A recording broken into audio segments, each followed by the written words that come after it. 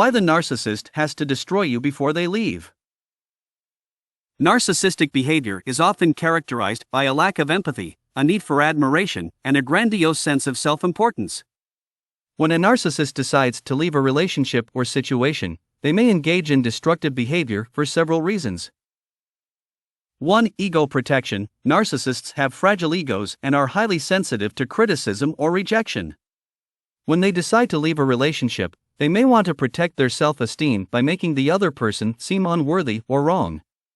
Destroying the other person emotionally or psychologically can help the narcissist feel more justified in their decision to leave. 2. Control and power. Narcissists thrive on control and power in their relationships. By destroying the other person emotionally or psychologically, they can maintain a sense of dominance even as they exit the relationship. This can also serve as a way to punish the other person for perceived wrongs or slights. 3. Manipulation. Narcissists are often skilled manipulators. By destroying the other person's self-esteem and confidence, they can make it more difficult for the other person to move on and find happiness without them. This manipulation can sometimes lead to the victim trying to win back the narcissist's approval or affection.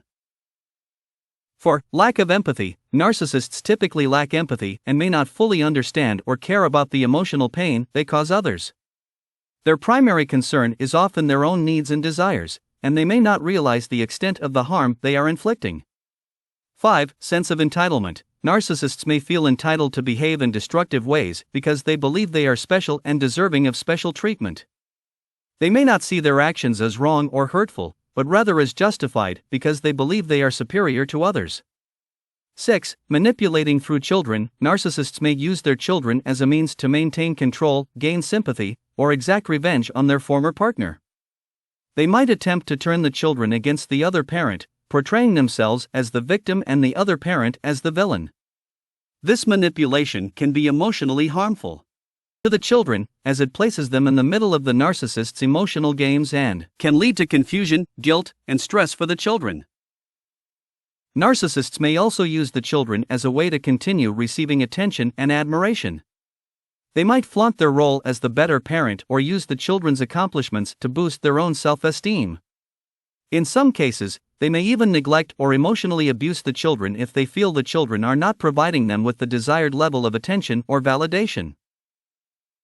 It's essential for the well-being of the children involved to minimize their exposure to these harmful dynamics and, if necessary, seek legal and therapeutic support to ensure their emotional and psychological needs are met. Co-parenting arrangements, custody agreements, and communication strategies may be needed to protect the children from being used as pawns in the narcissistic parent's manipulative games. 7. Smear campaign for self-preservation. When a narcissist feels wounded, rejected, or exposed in some way during a breakup, they may launch a smear campaign to protect their self-image and reputation. This campaign involves spreading false or damaging information about their former partner, often to mutual friends, family members, or within their social circles.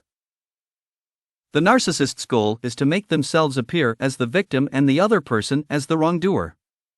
They may embellish or invent stories to tarnish the other person's character, spread rumors, or even reveal personal or private information to humiliate and discredit their former partner.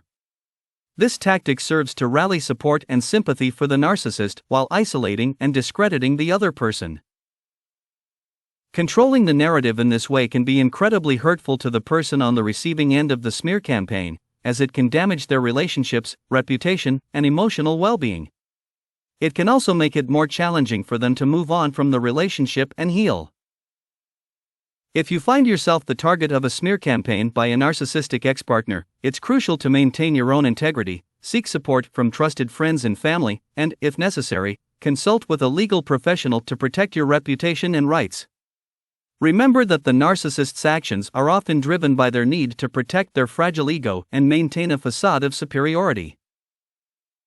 8. Destructive behavior in the discard phase. The discard phase in the narcissistic cycle is when the narcissist decides to end the relationship, which may occur abruptly and without warning.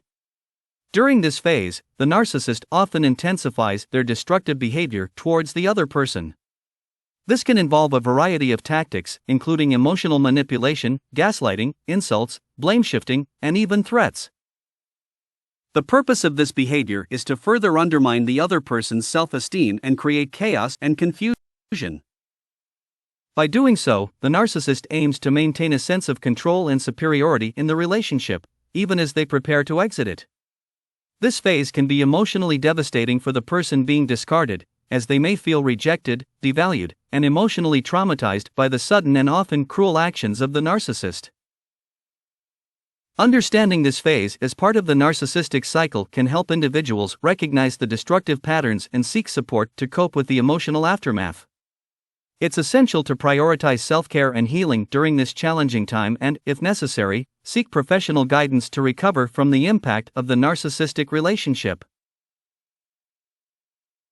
It's important to note that not all narcissists will engage in destructive behavior when leaving a relationship, and the extent of their destructiveness can vary widely. However, it is a common pattern for some individuals with narcissistic traits. If you are dealing with a narcissist and facing this kind of behavior, it's essential to prioritize your own well-being, seek support from friends and professionals, and consider setting boundaries or distancing yourself from the narcissist to protect your mental and emotional health.